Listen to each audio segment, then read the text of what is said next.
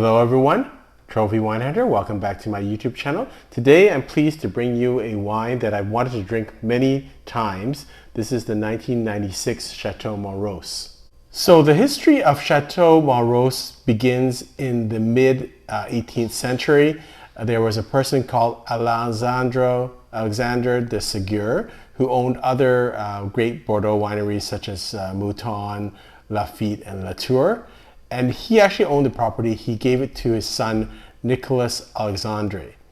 And at that time, the winery was called Lande d'Escargion. And he then sold it in 1778 to Etienne Theodore Dumoulin. By 1815, they started to really plant the winery and started to make wines. And so it's because the winery was really, or the vineyard was not producing vines prior to 1815. It's one of the youngest wineries that made the 1855 classification system.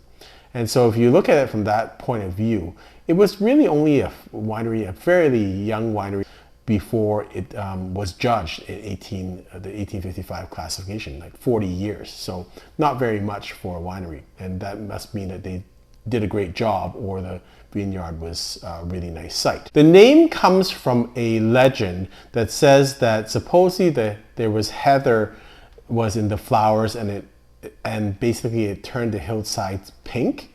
And so when the sailors saw this mount, they saw a pink mountain, and pink in French is rosé, so it's Mont Rose or Mont Rose. And so that's how you got the name Mont Rose. In 1861, the winery was sold to Mathieu Dollfus and then sold to another family, the Charmolue family, in 1896. And interesting fact is the owner, Louis Victor Charmoule, was actually born at Chateau Figeac in Saint-Émilion. If you look at the history of a lot of the other top wineries, there's not a lot of change in ownership.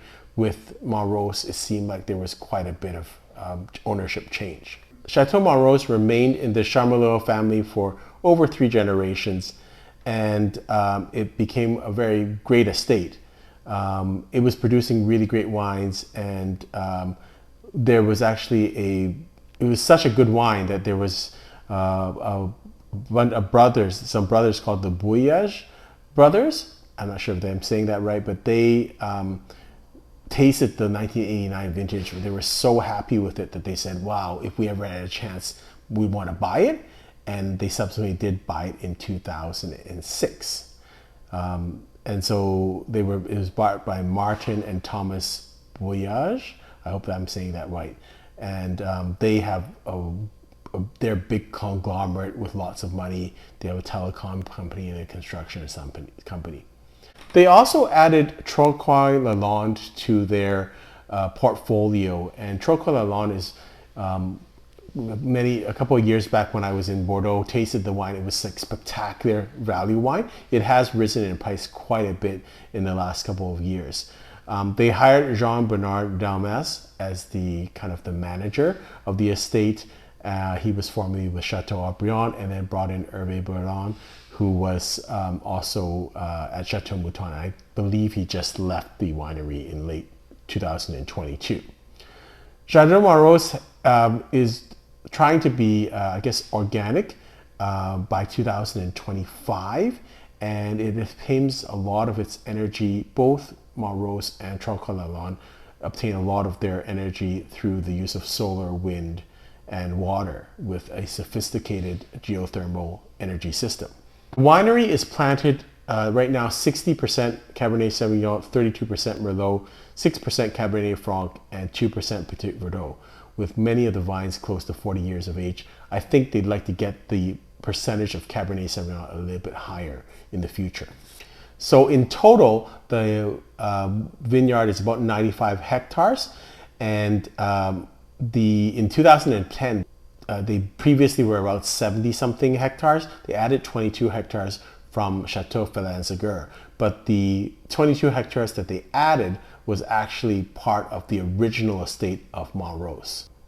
If you watch my channel before, one of the things I look at with wineries is how many vats or temperature controlled vats they have.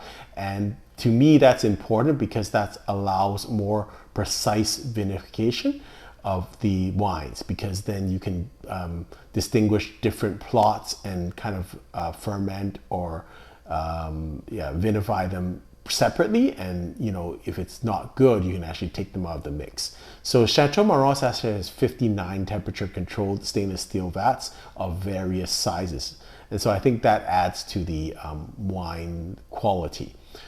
On average, the wine is aged 60% in new French oak barrels for 18 months, and they do produce a second wine. And also they were, interestingly, one of the first wineries to produce second wine. They produced it in 1860, so this was not a new thing for them in terms of producing a second wine. They actually do have a third wine also, but and a lot of that is sold to restaurants. Typically, the grapes from the vineyard are divided 40% that go into the Grand Vin, and about 30% into the second wine, and 30% that is either the third wine or they sold off as bulk. But over the years, they've put less of the vineyard or the grapes into the Grand Vin. So they've probably cut the production by about half since the 80s, and it's down to about 15,000 cases per vintage of the Grand Vin. This is a bit of a throwback wine. This is from 1996. At that time, the blend for that year was 76% Cabernet Sauvignon, 20% Merlot, 3% Cabernet Franc, and 1% Petit Verdot. Mont Rose is one of the most tannic wines that I see, and very difficult to drink, in my opinion, and understand when it's young. So I wouldn't even try to approach a Mont Rose after 2000 at this point. It's really, really tight. So 96 is, I think, approachable at this point, but it's one of these wines, probably Leoville Lacasse is another one, that, yeah, I've had experiences with Mont Rose where it's really quite undrinkable when it's young. It really needs a lot of time. This is not a wine, even in weak vintages, it's not a wine that actually is very giving in the first 20 years, in my opinion, of its life. So, and it can age for a long time. So I don't think wines in the 80s. So for instance, if you're thinking of drinking 82 vintage, a lot of those 82 vintage wines are kind of past their prime. I think Mont Rose would still be going strong. So let's have a taste of this wine. I'll let you know that I had it 2 days ago. We just opened it, popped it into a decanter, drank it for a little while. It was actually quite nice. It was showing quite nicely, very drinkable and accessible. I've had it in the fridge, and now it's fully aerated for another day. The color is still great. I'm not going to do a close-up with this bottle, but it's very red in terms of the color, a little bit of aging, but I think people will be surprised if you thought it was a 1996. It more looks like a mid 2000 wine. So in terms of the color.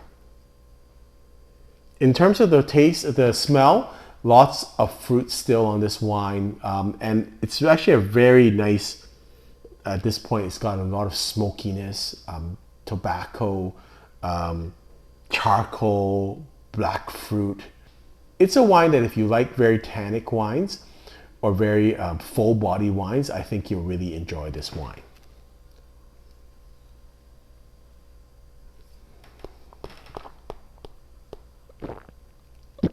Man, I've been having some great luck drinking some great bottles in their prime. Right now, this wine is in its prime. The tannins are resolved, so it's not high. It's not a high tannin wine anymore. And you get the fruit. It's full bodied. So it's got a lot of fruit still. It's got a mixture of some red fruit, but still some dark fruit. I see a little floral component, but on the aftertaste, nice chalkiness, earthiness, tobacco, charcoal, smokiness.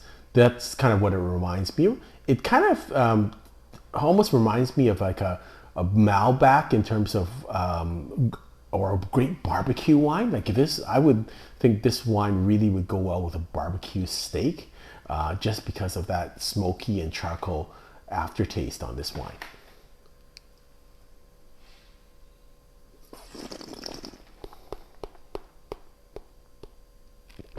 This is really nice too because the alcohol content in 96 must be a 12.5. So the alcohol content isn't high, but it's still full flavored, full bodied.